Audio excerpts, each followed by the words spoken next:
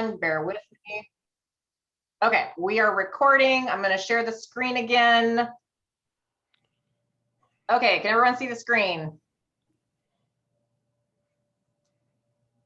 Looks Okay, good. Most of you guys are on mute. We appreciate that.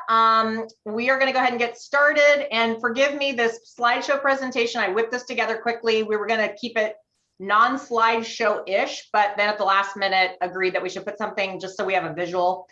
So it's not 100% completed towards the end, but no big deal. And just a couple of ground rules before we kick this off. This is called Brokers Action Bootcamp. And the goal of this was that Will and I got together and we were like, man, we want to give back. We both have a heart for teaching and mentorship, and it's something that is one of our core values. And so we thought, what a better way? Here's the first of the year. We want this to be a place that is safe, that we can share, we can interact, and ultimately kick butt. But being that it's a 1-hour class, we have to have some ground rules. So please be on time, and we're going to end on time. We're going to try and honor your time because we want to make sure that we're sticking within that hour. And hold on, there's a couple people coming in, so I'm just going to let these guys in. We are recording this, so if you guys want a copy of the recording of this when we're done, just reach out. But we are starting a new year, so we thought, what a better way than to get this rocking and rolling with an accountability group. And we're going to try to not go down too many rabbit holes. So if we have to steer the boat back on ship, then we're going to do that. We're going to try to have a format that is both holding all of us accountable, but also giving you guys a sense of like how to stay on task with the year. Okay.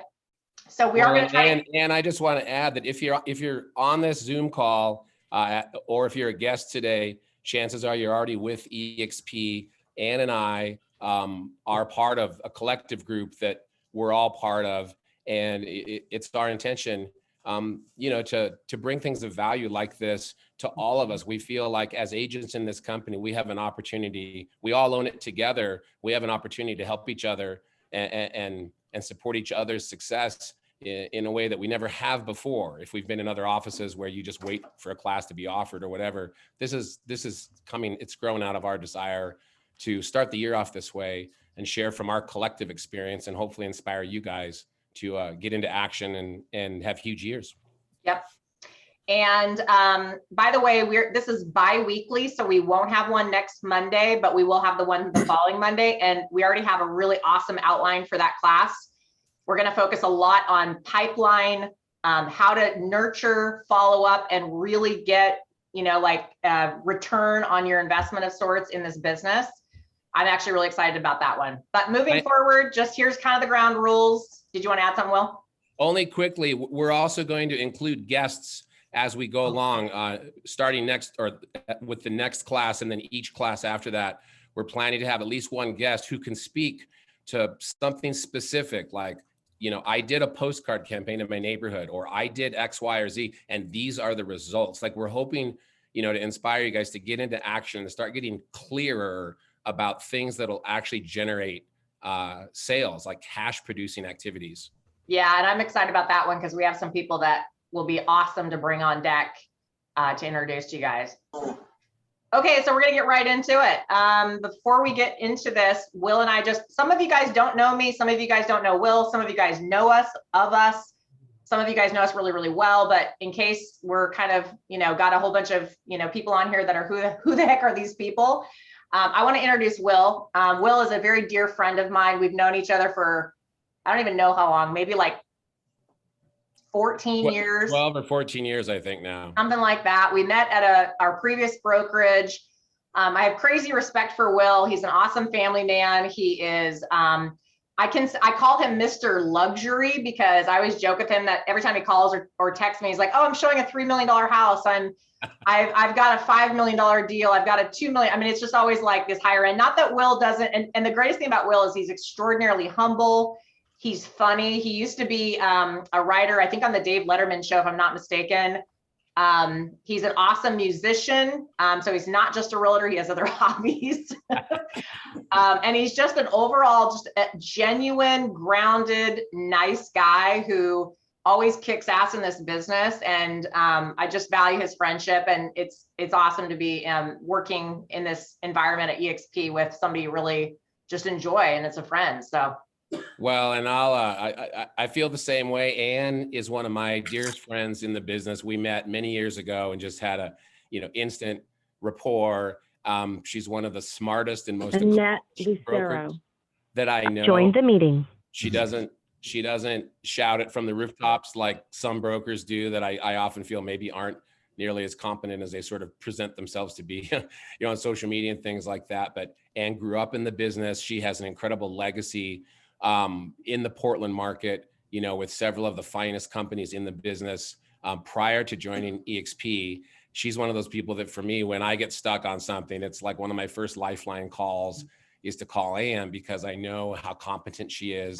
She's a devoted mother and wife, very serious family oriented person too, and so I have crazy respect for Anne, well, as a friend and a colleague. And she does, I think of Anne as somebody who's just a beast in the market in terms of like the number of deals that she closes every year with her little team. And yet she's quite modest, and so if you don't know her, you might not be aware of that, but she's a big leader in the local market. And she was the one that came to me and introduced EXP to me. And probably the only reason I listened, because I sometimes can be a little blunt. Hey, somebody has their microphone. Hey, can you guys mute yourselves? I don't know who that is. I didn't think so either. I was trying to go through the list, and I'm like, somebody needs to mute themselves. Looks like Maybe the admin can mute them. There we go. You I got guys it. can mute them. Okay. Okay, perfect. got thanks, it. Ann. Sorry, I'm trying So to police everybody's mics. Let's move on, but I just want to say one last thing.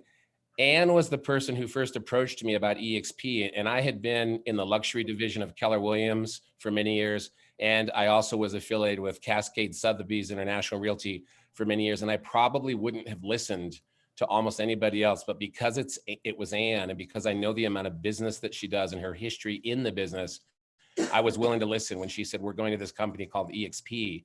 And so here we are. And it's been incredible adventure so far. All right. Well, thanks, Will. Okay, that's the class, guys. I'm just kidding. Yeah. Thanks for coming, everybody. Okay, let's get into it, because this is nuts and bolts, and I want to get serious, because I want everybody in this group to have a kick-ass year. I want you guys all to use the little button on the bottom of this page. Are you going to have a great year? I want you to do the wave signal. You don't have to unmute yourselves. Just use that little signal down in the area where we can all like see you waving, like, yep, I'm going to have a kick-ass year this year. Are y'all committed? Yes. Good job, Jackie. I see your hand. Annette, great. Stephanie, great. Keep it going. Raise that hand. You got to own it. You got to own this year, guys. Billy, right on.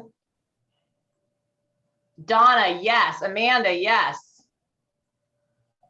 Sorry, you guys are raising your hands so fast, I can barely keep up now. Wendy, There's Wendy. yes. I love it, Wendy. John, yes. Love it. Chelsea, okay, good. So what is your goal for the year? If you fail to plan, what happens? You plan to fail. I think we've all heard that statement before, and it is very true. So what is your daily, your weekly, your monthly plan at hand? Okay. So if you haven't done your business plan yet, do yourself a favor, take some time to yourself, take a whole day and sit down and say, what is it you really, really want for yourself that you are personally committed to this year? It can scare you a little bit. Okay. I'm an advocate of, add in more than you think you can do, but have a minimum standard for yourself for the year. And then how do you track it? So your business plan should show, let's say you want to sell 25 houses. That should be your ultimate result, but it's what you guys do every single day, every single week, and every single month that's actually going to determine those 25 sales. You can't just come out of the gates and say, I'm going to sell 25 houses. It doesn't work like that. Never has. Okay, we all want to sell X amount of houses. You have to do the daily activity and be consistent. So what does that perfect day look like? What does that perfect week look like? For me personally, what I've always found to help, I'm really energetic in the mornings. I like to get all of my hard stuff done in the mornings. Okay. I like to make all my phone calls, my texts. I like to use that time and energy to reach out to people so I can go goof off in the afternoon or go on appointments or deal with the chaos of transactions. Okay. So just know you don't have to have a perfect 8 hours. Sometimes people think, oh my gosh, I have to be 8 hours on all the time. That's not how it works. You just have to do the right things every single day to be consistent. Okay. And I think that's where a lot of agents get off track, and we've all done it. You know, it's easy to set a big goal, but then to not chunk it down to what are those daily habits and activities that help you keep score on whether or not you're truly like moving toward that goal and doing things that are going to that will actually build a bridge to accomplishing that goal. Yeah. So what I would tell you guys is it's the habits that get you there, right? Like if you guys stopped, if we just go through the week and we're like, oh, I'm a great realtor. I'm a great realtor. I love helping people. I love this business. But you're sitting around waiting for the phone to ring or somebody to email you back, or you think, well, I called that prospect one time, but they never called me back. Or maybe you called them 2 times, they never called you back. What you have to do is get into this action of what is it really going to look like to have a true lead generation plan for your business. Okay. Prospecting, reaching out to people who know, like, and trust you, creating relationships with people new and ones that are lukewarm. And then how do you guys know when you're off plan? Does anybody know that answer? Does anybody want to unmute their mic and say, hey, I know when I'm off plan if X happens? It's okay to be vulnerable. How do you know when you're off plan? What doesn't Anybody? happen? Yes. I got one. Susie, I know when I'm off plan. You just feel it. You know, you're all of a sudden you can't. Your phone calls aren't flowing, and you are just going, oh my gosh, what am I supposed to do next? And then you have to pull out your book again or your sheet, mine in my case, go, okay, where am I at and what do I need to do? But it takes me sometimes taking a day off to regroup. Yeah. Yeah. Thanks for sharing. Yeah. You know, I will say for me, it's like, sometimes I feel like when I don't make the calls I know I need to make, whether it's following up with prospects or meeting new people or whatever, I literally feel gross by the end of my day. I'm like, oh man, like I wasted my morning checking emails and doing this and that and getting sidetracked. There's a million things that take us off track, right? So you got to get in that zone and decide if there's one thing that you have to have in your plan, what is it that will make sure that that habit specifically creates the activities that create the appointments, that create the conversations, that create the conversions ultimately into working with somebody to buy or sell, right? Well, and for me personally, the ultimate reality check always is how many deals do I have in escrow? Because that's how we get paid. So, you know, if I've got 5 to 10 deals in escrow at any given time, I usually feel pretty good. If I've got one, Ann and I talk about this a lot, it's like, uh-oh, what's happening? That's usually when you start digging in, you know, and following up on every lead and making more calls and doing whatever you do. We're going to get into this further, but, you know, drilling down on whatever those core activities are, those 2 or 3 sources of business that you work and are reliable. That's usually when you start drilling down on those again, even harder. Yeah. And I will tell you guys that, you know, next week, we're going to be talking about the implementation of a pipeline and follow-up that is absolutely key, because the fortune is in the follow-up, as they say. And last week, just so you know, it's the first week of January, and I have deals in escrow. I have listings on the market. I have some listings coming up, but also I have a pipeline of people that I've talked to over the last year or so that have said, I'm going to sell this spring. I'm going to sell after the first of the year, or follow up with me, or this. Or there are people that are just prospectives. There are people that I don't know where they're at in the process, but I need to call them. So I spent last week picking up the phone and just saying, how are you? What's your plans for the year? I did a CMA for somebody. I did a listing appointment. You've got to be able to have that flow as part of your core process in your plan. And for everybody, it might look a little bit different depending on what your business model looks like and how many homes you're hoping to sell. That's one of the great things about this business is there's so many different ways to build a successful real estate practice, but there's core activities and fundamentals that, you know, we want to start to uncover for you guys and discuss, because you can take a shorter path to success when you start to identify those things. Ann and I have talked a lot about the idea that, you know, all of us need to realize, especially if you're a newer agent, real estate agents are independent contractors. You know, your brokerage is not going to give you a business. They can give you good tools and maybe even some lead sources.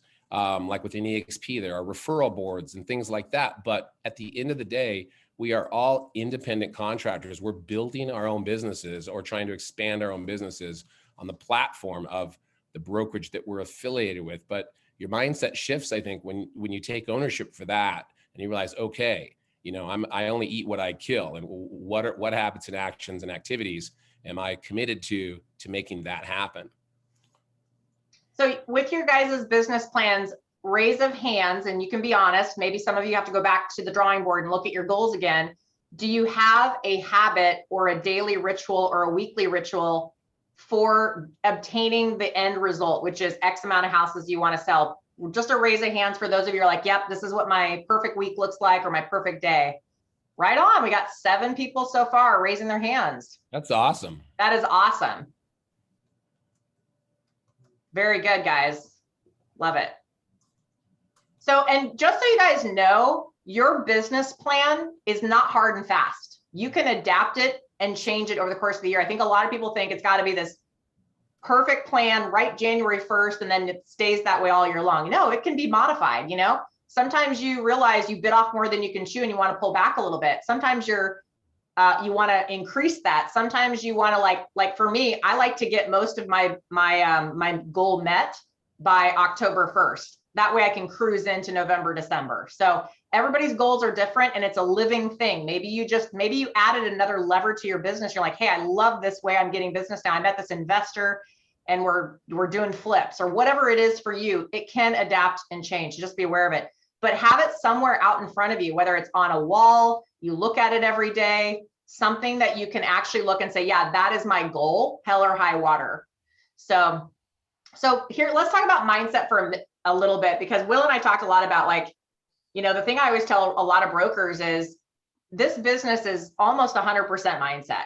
It's like, where are you starting from? Where are you going? And this business can sometimes be brutal, right? Raise the hands. Oh yeah. But the beauty of this business is that if you work hard and you put what you put into it, you get out of it. So that's one of the reasons why I love this business. Yes, I love helping people and serving them at a high level, but I love the fact that what I put into it, I get right back out of. There is unlimited possibilities in this business. Unlimited, meaning you guys can make insane income in this business. You can make more than attorneys, doctors, we call it surgeon money, or you can make jack diddly. And we eat what we kill. I mean, it's kind of a funny statement to say, but the reality is if you guys made the commitment and said, yeah, I'm going to get on the phones and this is the group of people I'm going to commit to following up with every single week, you get to eat what you kill. Nobody holds you back. Can you all agree on that? Wouldn't it suck if somebody said, oh, when you get into real estate, you can only talk to 5 people a week? Yeah, that's the beauty of this business. I mean, you can make that choice. You can talk to 5 people a week, but if you talk to 25 people a week, your outcome turns into something different, okay? Now, this particular class, we're not going to talk about who to call and what lead generation methods work the best. We're just talking about the overview of a business model, the mindset, and kind of just the general, you know, way you have to kind of tackle your business plan and your daily habits. But who here wants to go out and get their unfair share? Raise your hands. Well, and Ann, as we get into this a little further, we do want to talk specifically about some key differences between like core activities that are likely to be cash producing faster than others. But we'll get into that. We're not, the goal is not to go into any one of those things too deeply, but hopefully to help you guys maybe start to think even more clearly about the activities that you're doing and how they are driving your business. So let's just take a second. I know we have a lot of people on this call, but I would like to have some interaction with goals. So we don't have to have, I mean, if you guys want to speak up about this, I would love to hear from everybody, but in just the spirit of protecting our time, can some people unmute themselves and say their name and their goals for the year? That's it. Just here's my name, here's my goal. Just quickly, like 5 or 10 seconds at the most. Just press your mic, unmute, and what's your goal? I'm Megan Fumerton. Nice to meet you guys. My goal for this year is to obviously do higher in sales. I don't think a number really interests me. I think different numbers bring different sales. So it's not necessarily a number of houses. It's more of that result in number. So obviously I want to make it a reachable goal. So I don't necessarily need to surpass the number that I did this year. I just want to put a extra amount on the end of it. Like a higher sales price? Yeah, not necessarily a higher sales. Well, yeah, I guess you could say that. A higher sales price, just do more in general as far as, yeah, I guess you could say that for higher sales price and to create more referrals. That's, being a newer agent, touching back with those first-time clients that I work with, reaching out to their friends. That's super important to me because word of mouth is just goes a lot farther sometimes than putting out a postcard and doing that. Mailers have never really been successful for me, and maybe I'm doing it wrong. So I'm really glad to be in this group to hear different stories. But yes, the top two are referrals and not just a number of sales, but the end result as being the higher amount at the end of the year. Nice. Thanks for sharing, Megan. Awesome. Totally. Anybody else? Yeah, let's hear from somebody else. I'll share mine. It's pretty simple. I just want to outdo what I did last year, like outdo myself, kind of compete with myself, and more listings. I really want to focus on getting more listings. Awesome. Good. Who else? Oops. I'm just getting back. My name's Amanda. I'm just getting back. I was a showing agent and I moved to Tennessee and I'm just moving back. And so I have not done contracts or anything like that. So like writing my first couple of contracts this year and networking and just kind of soaking up all of this information that you guys are giving me. Awesome.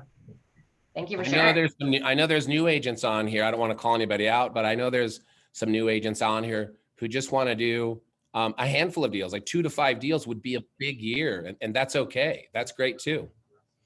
My name is Billy, and I'm one of those. And I'm really here kind of as a sponge because I want to learn everything I can. I've got a minimal sphere, and the bottom line is learning exactly where to start. And having you guys do this and this group is just awesome. Thank you.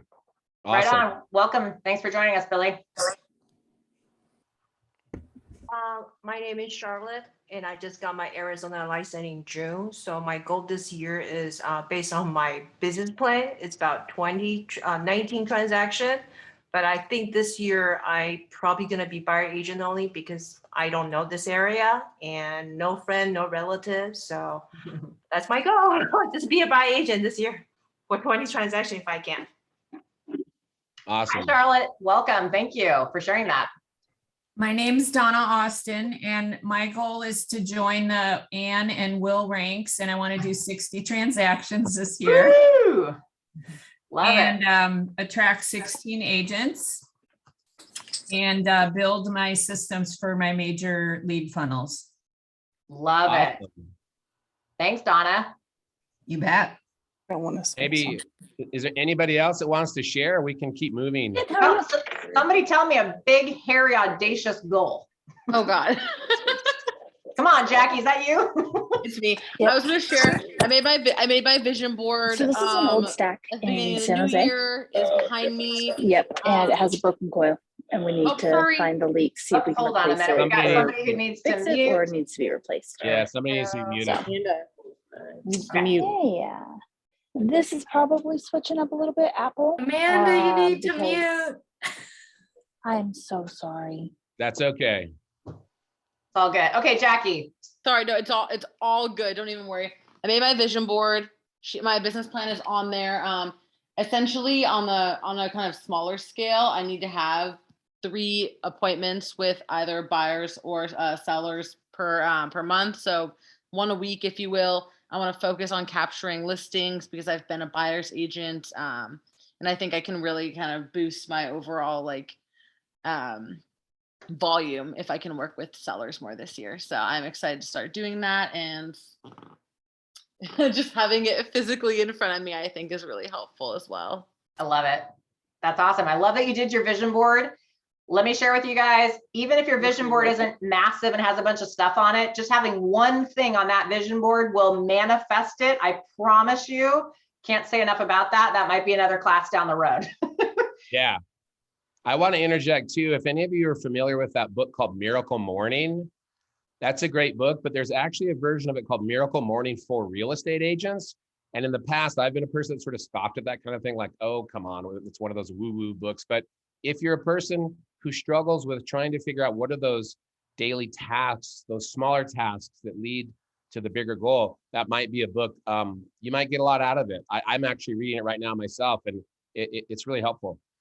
Nice. Yeah, morning routines are huge. That might be something we talk about at a later date. Hey, Ann, are you going to go into Act Your Wage in a minute? Yes. Can I interject before you touch on that? You guys, we hope that this is a place you'll want to come back to, where we can be honest and real with each other and share things that really work. But we also want to speak for just a minute to the reality of our market right now, at least in the Portland metro area. The latest inventory report that came out in the market action report shows that our inventory is at roughly 1/2 of 1 month. So 0.60. That means, 6 months of so-called inventory or supply is considered a balanced market between supply and demand. We're at 0.6. Yeah. And so that's the reality of the market that we're operating in. And Ann and I were doing some research before this class, and we found a stat that in Portland, out of 11,260 agents last year in 2021, only 324 agents did more than 24 transactions. So think about that for a minute. 324 people out of just over 11,000. There's only 324 did more than 24 transactions. So on the one hand, I think, wow, that could really freak you out. But I've got this weird sort of wiring in my head where I think that's amazing. We can all do that if we just get focused on the right things.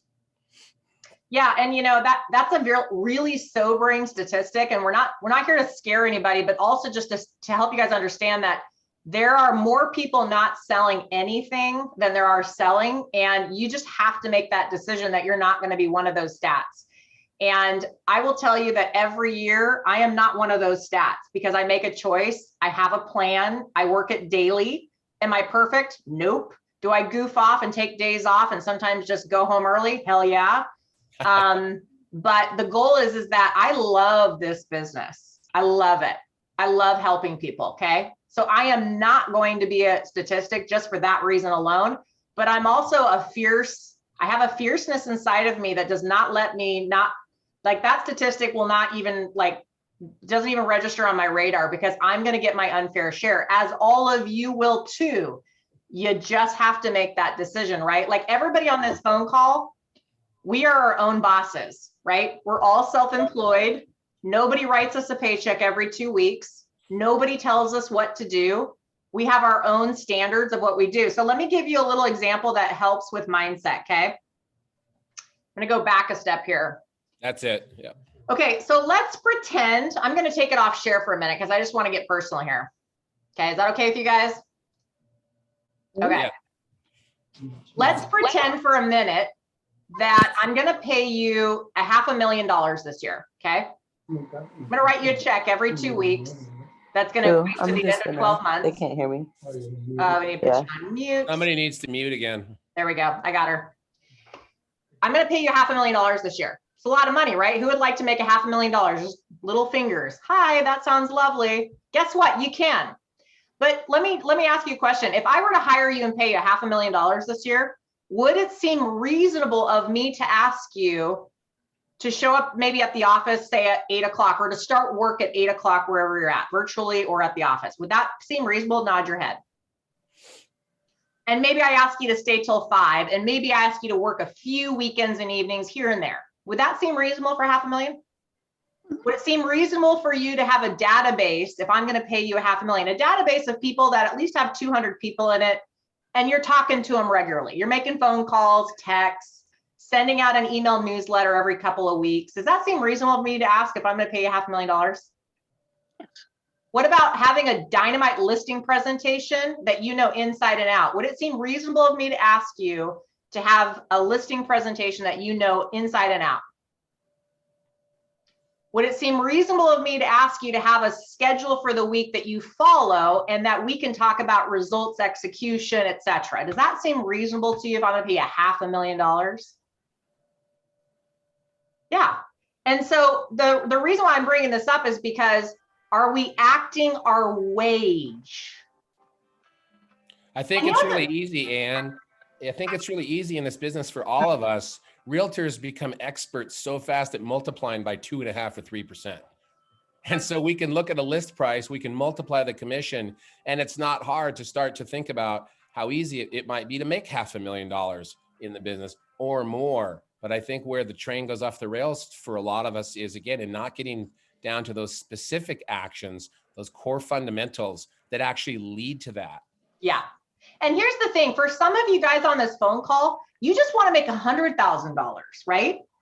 That would be a dynamite kick-ass year, right? Maybe you left a job, you're making less, and you're like, I got into real estate because I want to make money. Maybe you're like, you know what? $100,000 is awesome, but I'd love to make $200,000 or $300,000. It is 1,000% possible to make that kind of money in this business. That's the beauty of it. That's why a lot of us got into it, right?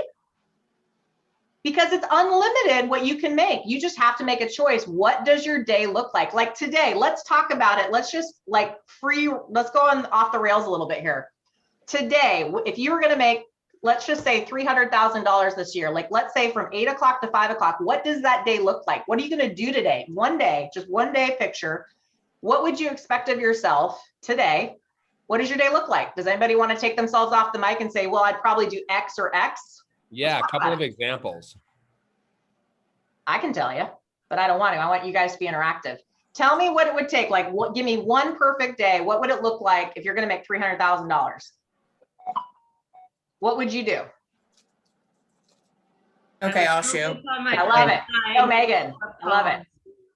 Oh, sorry, I didn't want to overtalk. I have a listing opportunity this afternoon, but until then, obviously, I want to be sitting in the office, trying to focus, being on a timeline of how many calls I'm going to make, planning out the rest of my week, given it's Monday. You know, what does my week look like as far as how am I going to set it up and stay on that timeline, not get distracted. You know, how am I drumming up my own business? Obviously, I'm just rambling. And I think everybody else has these same sort of goals during their week, is to hit a certain number of calls versus, I think like Wendy was mentioning last week in our own little tribe meeting, like take somebody out to lunch every week. You know, everyone's got to eat. So be taking out a lender, somebody that you've done business with in the past. I'm going to make that my goal this year, is every week, go somewhere different with somebody else, whether it's taking out a past client or, like I said, a lender. You're still like touching base and you're top of mind for those people. So really just setting myself up that way. I'm not really a seasoned agent, so I don't have a ton of referrals. And like I said in the beginning, that's one of my goals again this year, is to build that referral system. So that's how I plan on doing it. So that's me. Awesome, Megan. Great job. Thank you for sharing that. That's some good things to do. She's talking about making appointments to go to lunch with people. That could be referral partners, vendor partners, people that you're getting in front of, right? What else? You're gonna make $300,000 this year. What are you gonna do today that's gonna ensure just one day? We're not talking about a week, just one day. Like, what would you be willing to do or have to do in your mind in order to accomplish that goal every day? I am Jamuna. I would focus on the people I've already met with and spoken with. And like you said earlier, and it's one of my favorite sayings, the fortune's in the follow-up. I'm 4.5 years into the industry, and 95% of all my business has come from continuing to touch base with people I already had an initial conversation with, that they have some interest in selling. And so you keep checking in, and that would be what I would focus on, because the gold is right there in front of you. Amen, girl. So you guys don't know Yamuna, but listen to every word she just said, because this girl, hopefully we can get you on as a guest speaker, because it doesn't take much. Sometimes the plan can be so extraordinarily simple. We complicate this thing, right? If I decided today, I'm going to tell you right now, I know for a fact that if I make 25 phone calls into my database every day, if I make phone calls into my farm every day, making $500,000 is not that hard. Well, and look, you know, we all have busy, active lives. We have a lot of mobility in this business. I'm out of town right now. We took a trip at Christmas that got extended. My whole family got COVID. We're all healthy again now, but I'm not home. Like, we're trying to get home. And so I have legitimate things today that are interruptions in my day. If I'm honest, I can't sit around and make 25 phone calls today where I am and in the circumstances that I'm currently in. But I will still focus on a couple of core activities that I know are my best prospects. For example, I have a guy in town from overseas. He's from Shanghai, and he's looking at $3 to $5 million houses. And he sent me a list of houses. I will follow up with that email and report back to him on the list of homes we're talking about. I'll talk to those listing agents. I'll propose a schedule for later this week for showings. And I've got another listing opportunity I need to follow up on. Like, if I'm being honest, those two things might be the only things that I get done today that are cash producing activity. But those two activities potentially represent about $5 million in business. So even now, when I'm totally out of sorts, I'm not in my own space, my own office, I always challenge myself to at least make sure I'm taking care of those absolute highest value cash producing activities. I don't care if I'm sitting in a parking lot outside of a McDonald's, you know, in a town in the middle of Nevada. I mean, I'm sure we've all been there, and I'll still do it. I mean, we were parked next to a weapons training center in the middle of the desert last year one time. And I was out there because I got a good cell signal following up on a couple of things like that. So that helps me sometimes too, you know, when you just, you know, you've got limitations on your day, still focus on those cash producing activities that can pay you the most. Yeah. Do you guys get excited about the fact that you can actually make your own destiny in this business that way? Like, no one's stopping us. Like, that's the beautiful thing about that. It's like, you know, I was my first job ever out of college was corporate, and they told you what to do and what you can't do, right? And you had a certain income and that's all you made for the year, whether you were super, super hard or not. You just had to do enough to not get fired, right? That's how, like, a lot of people's mentalities. But this job allows you to make extraordinarily income and to meet a lot of people. I mean, it's so cool. Like, you know, I remember the first time I had Erica's one of my team members, and the first time her very first transaction blew up. The guy couldn't afford to get financing. It was a long story. She spent like 60 hours with the guy. We celebrated that. I'm like, next, like, you have to learn how to go next. If something doesn't work out, next, who cares? So what? There's 1,000 other people out there that you can help and serve, right? Like, that's the beauty of this business. You get one bad client and you have to fire them, or you close deal and you're like, oh my God, that felt like giving birth. Next, right? We're not stuck with any one person. We can go out there and meet new people. And it's just a beautiful thing to, like, be able to serve people in this manner. You know, And excited about that? What's that? I said, does anybody else get excited about that? It's a beautiful business. It's a beautiful business.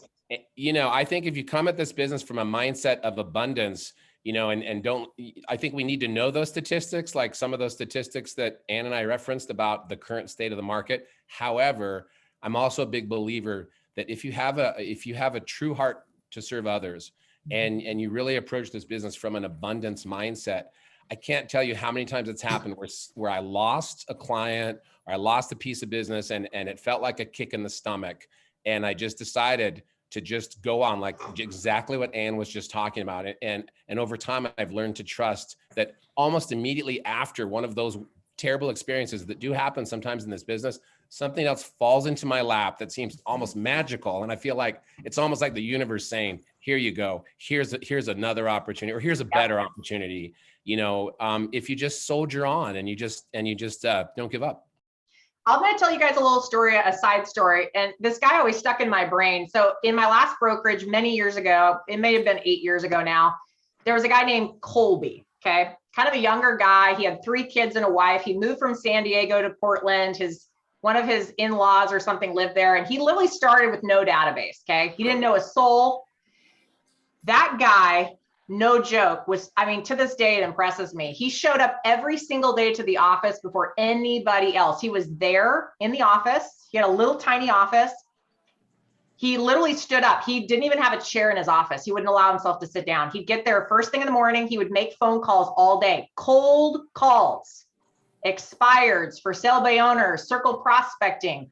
And his goal was 35 transactions that year. And I thought, good luck with that. You know, you don't even know anybody, right? Because that's what we all go to. We're like, you don't know anybody, you're not going to get any business. That's actually not true in this business. And the beauty of it is you don't have to know a lot of people in this business. But he would come in every single day and he would leave about 3 or 4 o'clock in the afternoon. And on Saturday mornings, he would show up early and he would leave about 11 or 12. So he worked a 5.5-day work week in the office, making his phone calls. And I would start seeing his signs popping up all over town. And I remember calling him one day and he would not take like if I tried to knock on his door and have a conversation with him during the day, he would not answer the door. He was absolutely in his zone, no distractions. How many of us get distracted? There are 1,000 distractions that happen every single day, right? If you work from your home, you might have more or less depending, but the reality is we all have distractions, right? But this guy would not even open his door. He wouldn't even check his email, okay? He was committed. And by the end of that year, he sold like 38 houses. And he stopped coming into the office a little bit less. He, instead of doing 5.5 days, he would do 4 days. Now he decided he was gonna have a 3-day weekend. Guess what? He still sold and slayed it. Why do you think he did that? He didn't make any excuses. He didn't say, I don't have a database. I don't know anybody. He just said, all I know is I need to learn the scripts and the dialogues to talk to the enough people and the right people, get the appointments. He killed it. He made the rest of us who've been in the industry a while look like, you know, it was just like, that is just living proof. That always stuck out in my mind. He was a neat guy. He actually ended up moving back down to San Diego, which he told me is the hardest market to be in, the most competitive market in the country. There's like, I think the statistics are like every 3rd person is a licensed real estate agent. But the point of the story is this. If you guys made the decision, like you could even say, I'm gonna, for the next 6 months, I'm gonna get in the zone. I'm gonna get on the phone at 9 o'clock in the morning. I'm gonna get off at noon or 1. My goal is to talk to people, see if I can serve them, add them to my database, go out and get an appointment if they need my help or if they're interviewing agents. And that's it. And he did listings. Do you see the paradigm shift in the brain? It has nothing to do with, are we too young, too old, database or no database, distractions or no distractions. Like, you guys are the boss. If you don't hit your goals this year, whose fault is it going to be? Do we have extreme ownership for what we're going to do this year? Do we own what's happening? Or are we going to blame the market? We're going to blame COVID. We're going to blame blah, blah, blah. There's 1,000 things to do. The people who stop blaming other people and take extreme ownership and say, you know what? It's time. And I'm going to be vulnerable here for a minute. Donna knows this story. Donna Austin knows this story, sweet thing. I think it was like 3 years ago. I started my January, actually in December of, I don't even remember what year. It was like 3 or 4 years ago. I don't even know now. 3 years, let's say 3 years. I felt really slow in my business, right? And I was coming into the new year and I think I literally had like 1 or 2 deals in escrow, which is for me very slow, okay? But I also felt like my pipeline wasn't thick, right? Like, you always want to know that your pipeline has people in it, okay? Which we will talk about on the next call if you guys show up. And Donna and I had this conversation and Donna's like, well, you just gotta make your calls. And of course I know this. I've been in the business a long time. And Donna and I had this great little thing where she was talking about how, like, you know, if you just pick up the phone, I'm like, I know. And so I decided, you know what? I have a lot of people in my database and I haven't talked to some of them in, no joke, over a decade, okay? So I made a decision that I was going to sit down for 3 hours, 2 days a week. That's it. 2 days a week, 3 hours. I was going to make my phone calls. Okay. I actually grabbed my team member and we did the same thing. She was at my house. She sat in the kitchen. I sat in my home office. We just decided, you know what? We need to get into the habit again of calling our clients and checking in, right? Because who's guilty of not calling your past clients? Raise your hand. Let me tell you, that's the #1 guilt profession of any good broker. But I said, screw it. I'm calling my database and I need my pipeline to fill up. no joke, there were some days I didn't have anybody pick up. And then there was one day I had 12 people say they were going to buy or sell that year. 12, not lying. Talk to my team member. Within 36 days, I had $18 million of a pipeline. Now, some people absolutely worked with us. They bought and sold that year. Some people fell out because something didn't work out. They didn't get their job offer. But I literally had people go, oh my God, I can't believe you're calling me. I just interviewed for a job. We might be moving back east. That's what happens when you pick up the phone. So some of you guys have a database and some of you don't have one. And we're going to talk about that next. That's the next piece of thing, because this is huge, okay? Despite me not being perfect at ever calling my database, I still feed it. I add people to it every week. I send emails out twice a month in a newsletter. I send 2 video emails out a week. They get something from me every single week, okay? So let's talk about that. Let me go back to the screen share here real quick. Well, and while you're doing that, Ann, I'm going to interject, you guys. Please. We touched earlier on the fact that as real estate agents, we are all independent contractors, period. Like that's the reality of it for most people. So when you take that on and you own that, it starts to change how we operate. The other thing I wanted to mention as Ann gets into talking about database a little more is that at the end of the day, once you've been in this business long enough, and I know many of you know this already, but Ann and I talk about this all the time. Your business is your database. I mean, some people even call it your data bank. And so if you have one now, great. Think about how you can grow it and start to improve how you're engaging with people. If you don't have one, start one, even if it's just as crude as a Excel spreadsheet. I mean, your phone is not really a database. So Ann, let's go into that a little deeper right now. Okay, so let's talk about database. So I call it a data bank, okay? Because these are people that know, like, and trust you for the most part, maybe not all of them, but these are people that are likely going to give you, at least in my world, my database always gives me, when I look at my numbers for the past year, 50% of my business always comes from my database, okay? These are Sphere. These are people who just know me. Maybe they've never done business with me, but they know me. These are people that I've done past deals with. So past clients from 2 years ago, 5 years ago, 1 year ago, even, I mean, whatever. And just so you guys know and understand, I have people in my database that are, yes, they know me. I also have people in my database who don't necessarily know me. They came over as a prospective seller, maybe on a website. I stick them in my database and I drip on them with my video emails all the time. So they become my database. But you just need to know that 50% of your deals ultimately over time, not right away if you're newer, ultimately over time will be your database.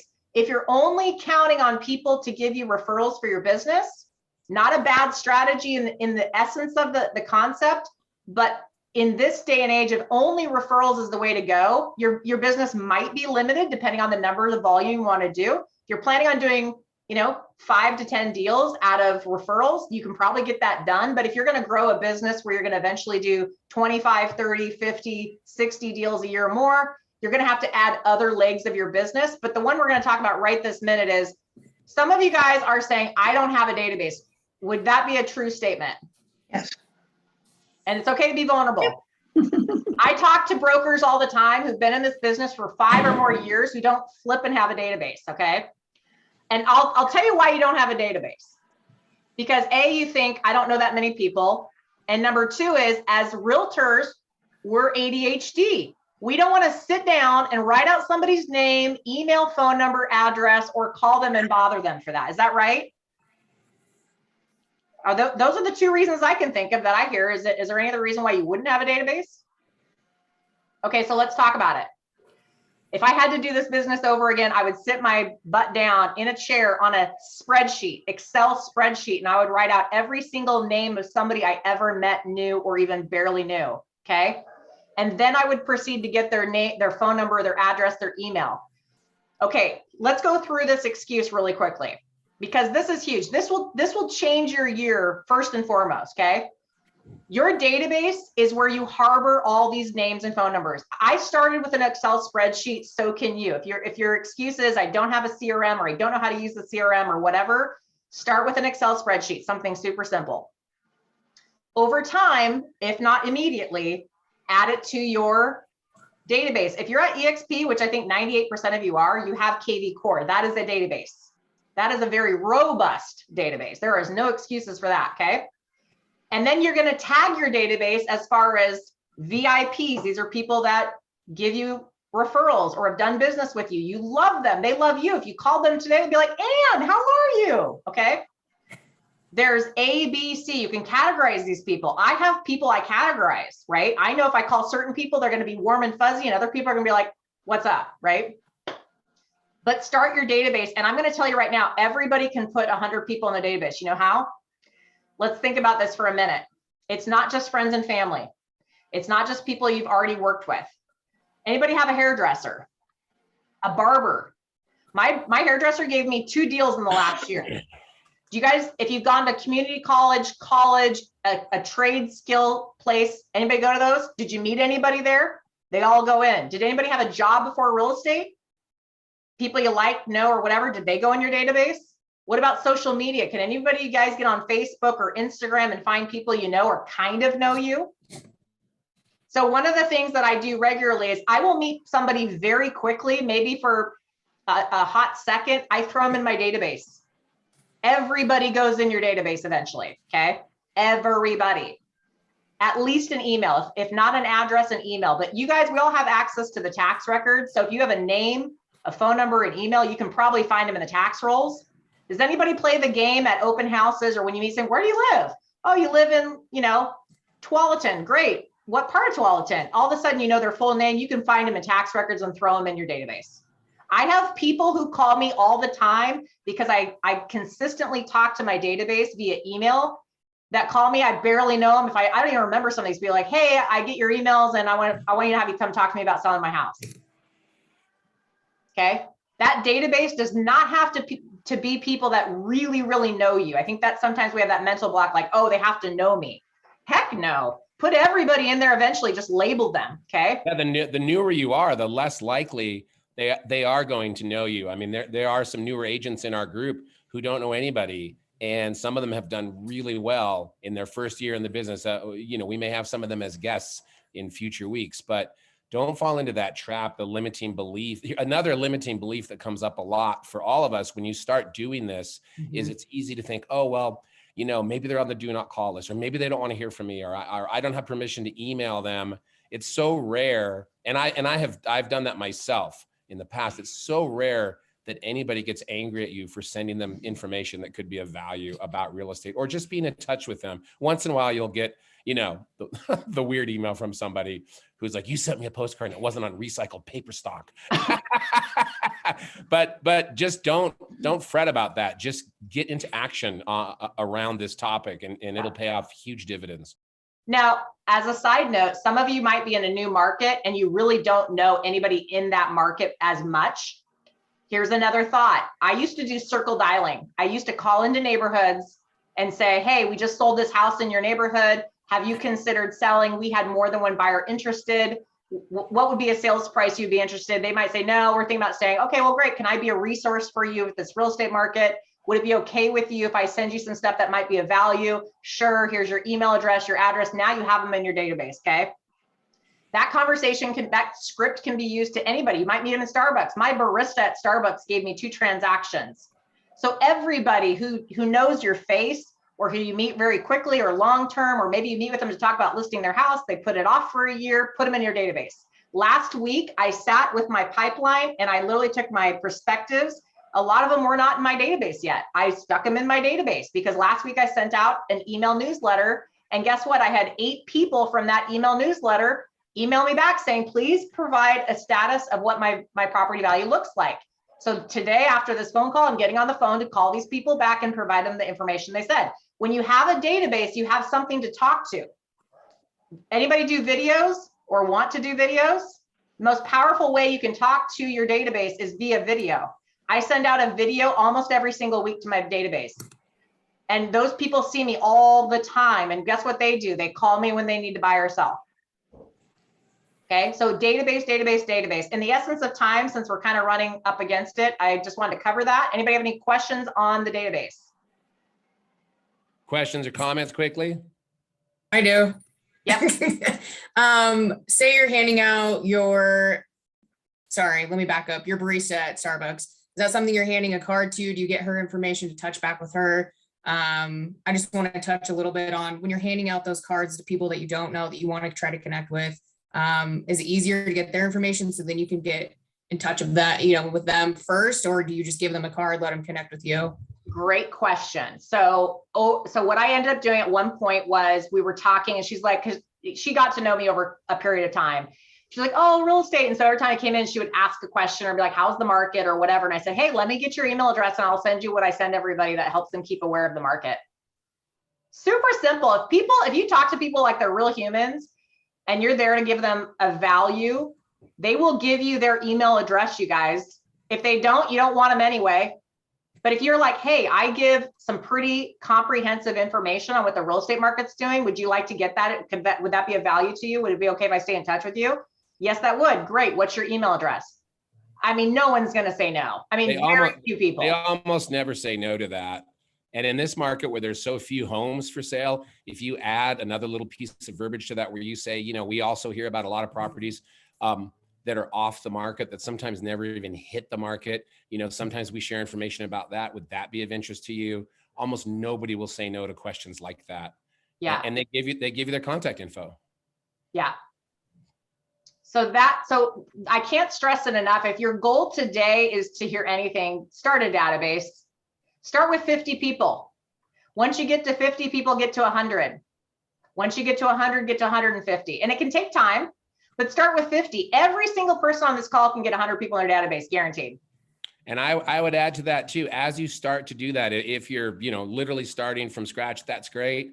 Also, friend those people on social media if you can. Yeah. I'm having to go back in my own business because my business is actually closer to 100% referral and repeat business.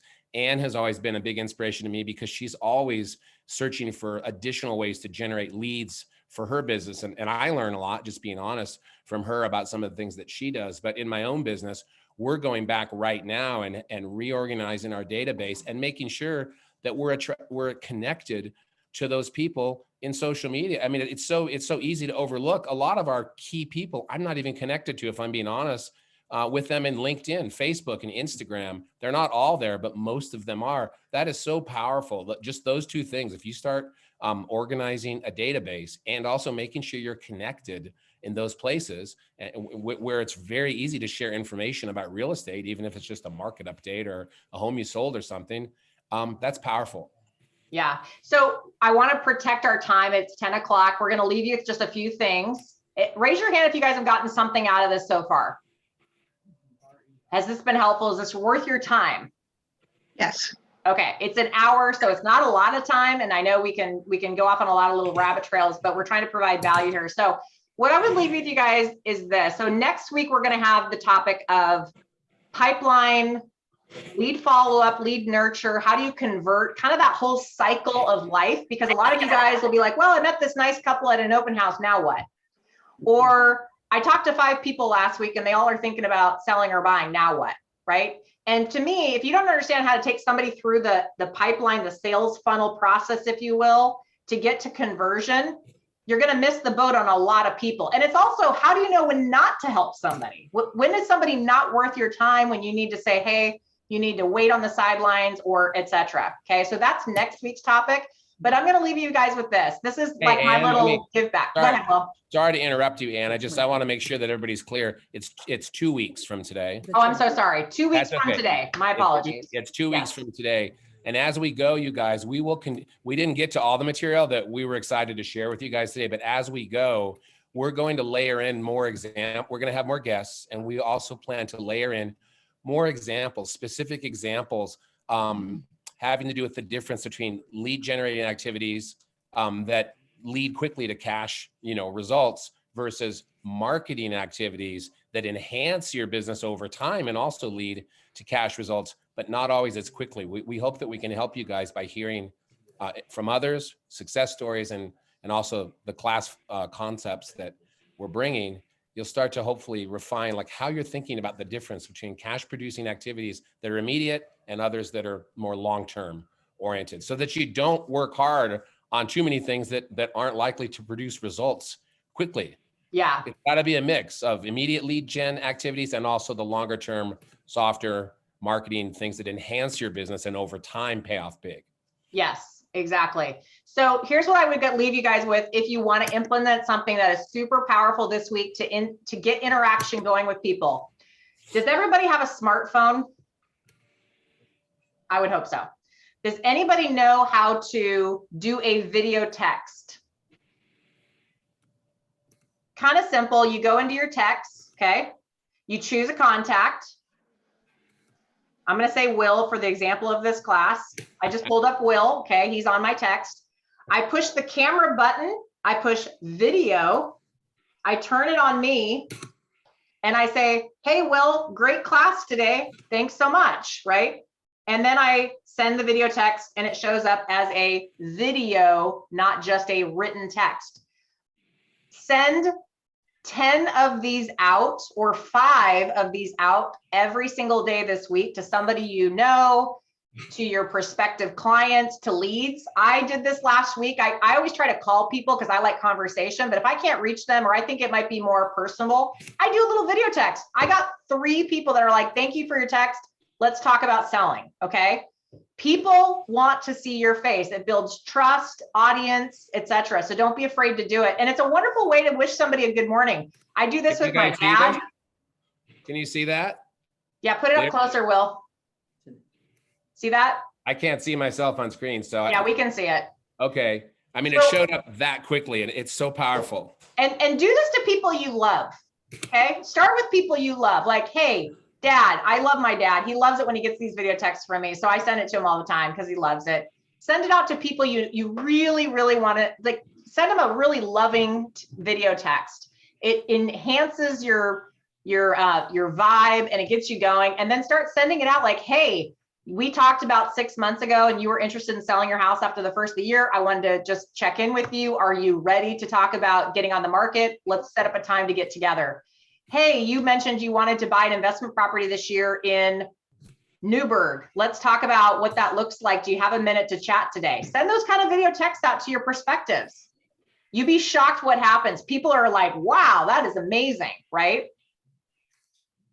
Anybody think they're going to do that?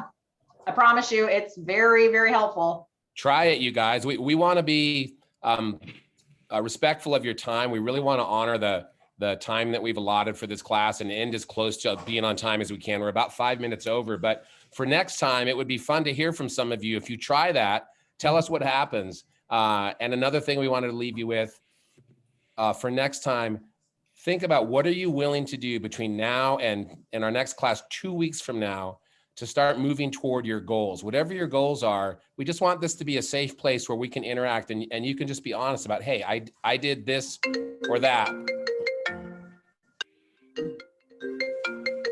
I don't know who's going, but hey, we're 5 minutes past the hour, but Will's got a good point. Maybe think about like your goals and are you willing to share your goals next time we talk? And hopefully this helped to get you guys rolling for the next 2 weeks.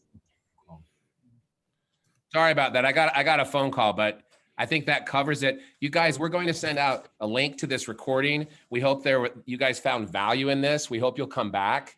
And Andy, you want to add anything before we wrap up?